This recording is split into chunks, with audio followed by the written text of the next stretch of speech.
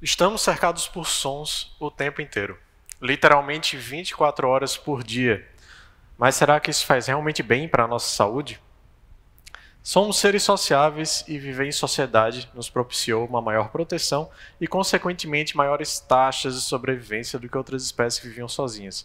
Isso é um fato muito importante para a gente entender não só a evolução do ser humano, mas também para entendermos a importância da audição na nossa vida. Ouvir nos permitiu não só nos comunicar com outros seres humanos e entender pistas da natureza, como também foi fundamental para a nossa proteção. Até hoje, o sentido que mais contribui para a nossa proteção é a audição. Quando estamos em uma indústria, por exemplo, e acontece uma catástrofe, uma emergência ou algo do tipo, são alertas sonoros que nos avisam sobre perigo. Na natureza, alguns milhares de anos atrás, não foi muito diferente disso. As pistas sonoras importavam muito mais do que as pistas visuais. Imagine uma situação, alguns milhares de anos atrás, onde você está em uma mata fechada, cercada de predadores e animais venenosos, precisando sobreviver apenas com os recursos da sua visão. Isso parece possível para você? O interessante é que a proteção não é a única influência da audição na nossa vida. Somos também mais sensíveis às frequências médias, ou seja, às frequências da voz humana, do que às frequências baixas e altas. E isso tem uma implicação muito interessante no nosso cotidiano. Quando eu falo em frequências, entenda como a altura das notas musicais. O cello, por exemplo, é um instrumento cujas notas estão mais concentradas nas frequências baixas e nas frequências médias.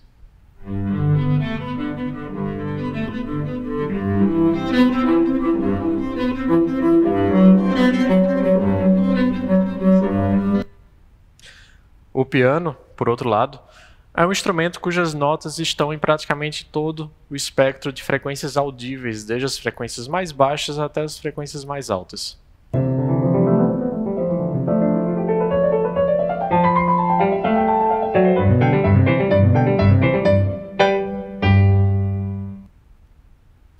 O interessante é que sermos mais sensíveis às frequências da voz humana, ou seja, as frequências médias, fez todo sentido do ponto de vista evolucionário, até porque isso contribuiu muito para a nossa vida em sociedade.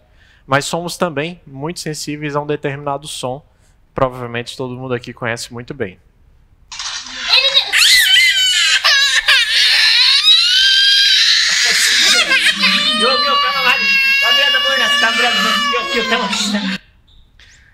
Sermos mais sensíveis ao choro de uma criança também faz todo sentido do ponto de vista evolucionário, até porque o que contribui mais para a nossa vida do que a nossa capacidade de cuidar bem dos nossos filhos.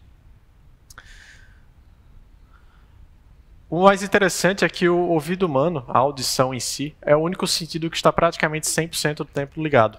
Nós não conseguimos desligar a audição da mesma forma que nós fechamos os olhos. A nossa sensibilidade ao ruído ela também varia, de acordo com os vários estágios do sono. Temos uma maior sensibilidade ao ruído nos estágios mais iniciais, por isso que somos acordados mais facilmente nesses estágios.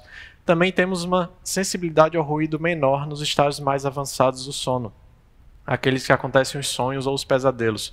Por isso que somos acordados mais dificilmente nesses estágios. O grande problema disso tudo é que a paisagem sonora que nós estávamos acostumados até alguns milhares de anos atrás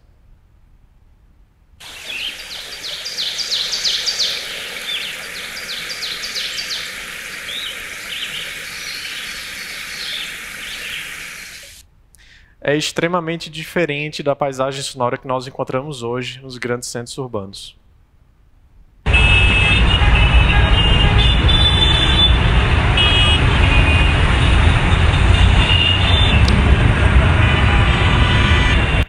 Até alguns milhares de anos atrás, a audição foi importantíssima para a nossa proteção, mas hoje, com o crescimento da poluição sonora nos grandes centros urbanos, isso tudo nos traz um questionamento muito forte sobre como isso está, de fato, afetando a nossa saúde. De um modo geral, os sons podem nos induzir muitas emoções. Podemos ficar mais tranquilos quando estamos na praia escutando as ondas do mar, por exemplo. Podemos ficar mais agitados quando estamos numa boate escutando música eletrônica. Mas os sons a que estamos expostos no nosso dia a dia nos manda apenas uma mensagem de alerta ao nosso corpo. Estamos sendo bombardeados 24 horas por dia com mensagens de perigo. Isso tem uma implicação muito forte na nossa vida.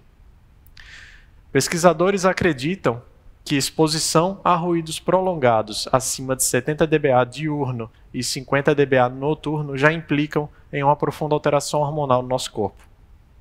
Quando eu falo em 70 dBA, entenda como a mesma sensação de estarmos caminhando na calçada de uma rua com tráfego leve de automóveis, enquanto que 50 dBA é a mesma sensação de estarmos na natureza, por exemplo, em um momento tranquilo. O grande problema é que a grande maioria de nós não tem a chance de conviver em espaços onde o ruído de fundo é muito semelhante ao do ruído da natureza em um momento tranquilo.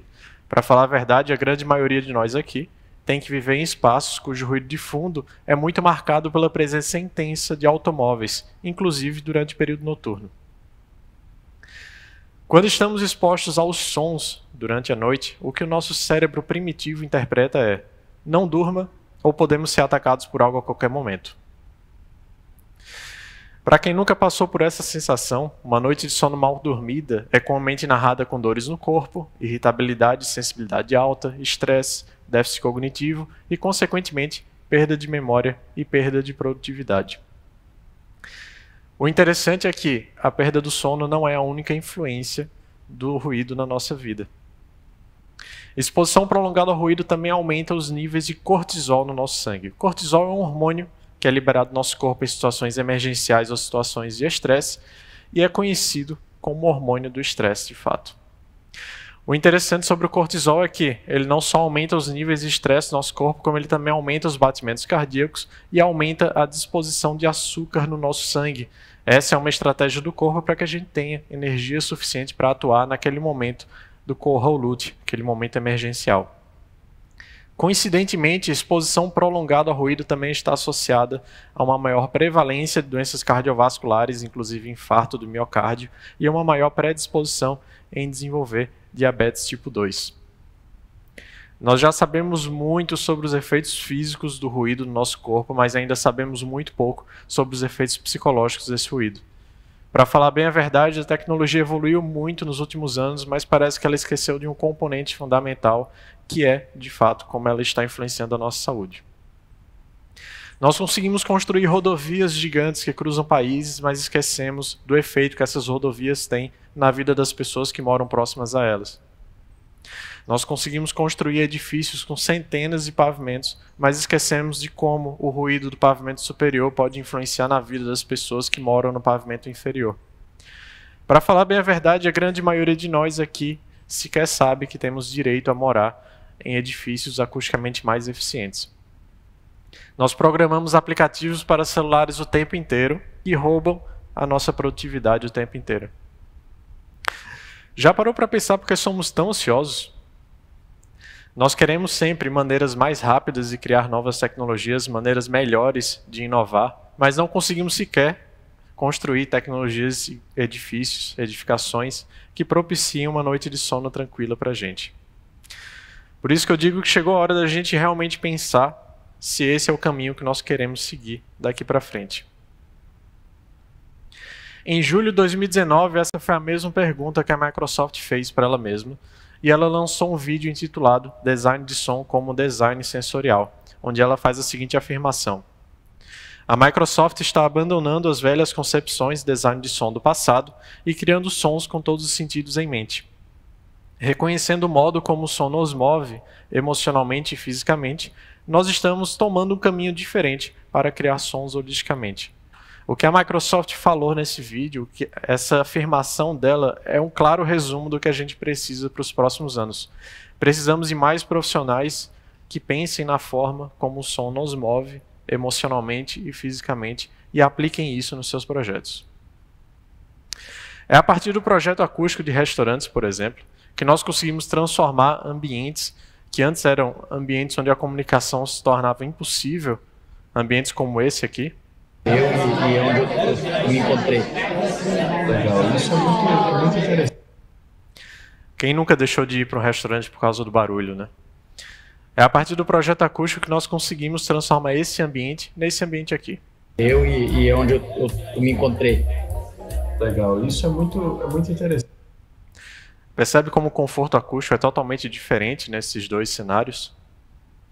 É também a partir do projeto acústico de salas de aula, por exemplo, nós conseguimos transformar os vários ambientes de aprendizado espalhados pelo Brasil em ambientes realmente preparados para a aprendizagem. Esse que eu vou mostrar agora é um exemplo das várias salas que as crianças de hoje frequentam todos os dias.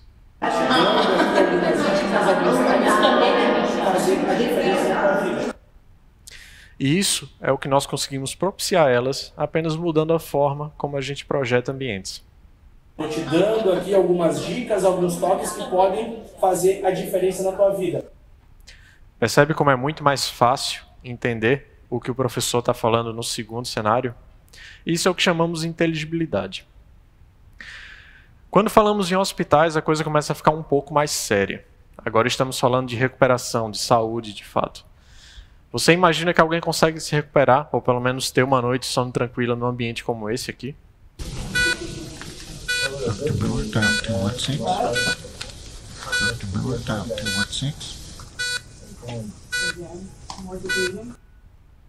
O grande problema de hospitais é que o ruído de fundo ele não só é marcado pela presença intensa de máquinas e pessoas conversando, como isso acontece durante todo o dia, inclusive durante a noite.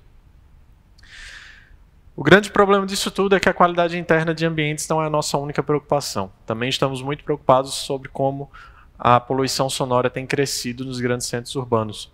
Por isso que em 2016, São Paulo criou a Lei 16.499, que institui a criação de um mapa de ruído urbano da cidade de São Paulo.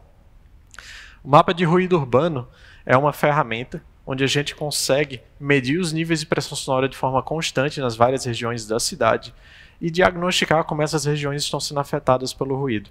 O mapa de ruído urbano não é uma solução, mas é sim um diagnóstico e uma ótima ferramenta para planejamento urbano. Assim a gente consegue, pelo menos, mitigar alguns problemas que acontecem dentro de cidades. A gente precisa de mais iniciativas que melhorem as nossas vidas a partir do som em vez de piorá-las. Precisamos de mais iniciativas focadas na musicoterapia, mais iniciativas focadas no ensino de música para crianças com autismo, por exemplo, que tem tido excelente resultado nos últimos anos. 2020 é o Ano Internacional do Som. Um ano para a gente refletir um pouco sobre como o som tem afetado as nossas vidas até agora e como queremos que o som afete a nossa vida daqui para frente. Por isso a mensagem que eu quero deixar aqui é que a gente pare um pouco e reflita sobre as tecnologias e construções que estamos deixando. É apenas a partir do conforto acústico, apenas a partir de um projeto onde todos os sentidos são colocados em primeiro lugar, que a gente consegue, de fato, criar tecnologias e construções que valem a pena serem mantidas. Obrigado.